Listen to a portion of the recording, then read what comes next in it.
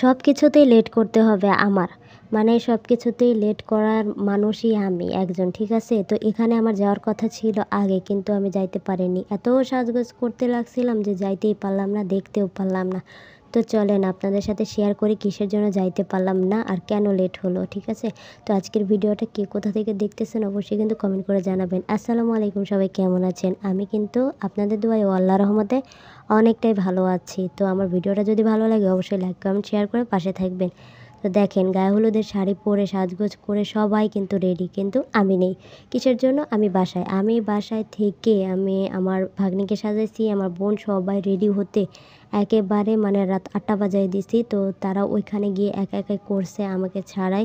আমি যাইতেই পারিনি, রেডি হইতে আমার এত সময় লাগছে, আমি সময়ের অভাবে ওখানে উপস্থিত হতে পারিনি সঠিক সময়ে। তো তারপরে আমি লাস্ট মোমেন্টে গেছি, লাস্ট মোমেন্টে গিয়ে দেখে এসব চলতেছে।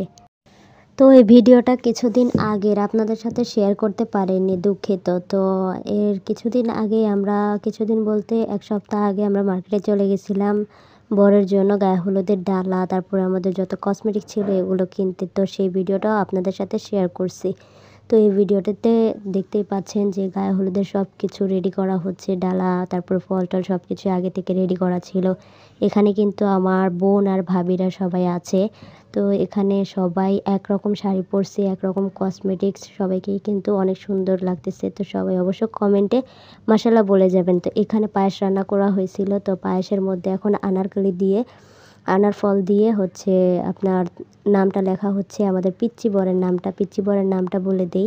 তার নাম হচ্ছে তামিম। তো এখানে তামিম লেখা হবে সুন্দর করে। তো লিখে দিচ্ছিল, এটা আমার মেবি আমার ভাবির হাত, মানে আমার মামাতো ছোট ভাই, যেটা ছোট ভাইয়ের বউ, তো সেই ভাবির হাত। তো সেই ভাবি লিখে দিচ্ছিল তামিম। তো এখানে অনেক রকমের ফল নেওয়া হয়েছিল, অনেক রকম ফল নিয়ে এই ফলের ডালাটা সাজানো হয়েছে।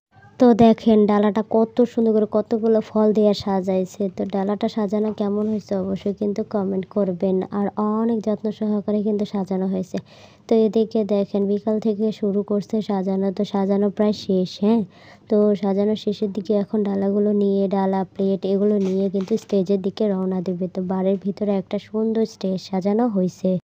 তো স্টেজের দিকে সবাই রওনা দিচ্ছে। দেখেন বাহিরেও পুরো গলিটা, বাসার গলিটা লাইটিং করা হয়েছে। তো লাইটের নিচে দেখেন পাখিগুলো আসবে, এখন মনে হচ্ছে সব এক রকমের পাখি।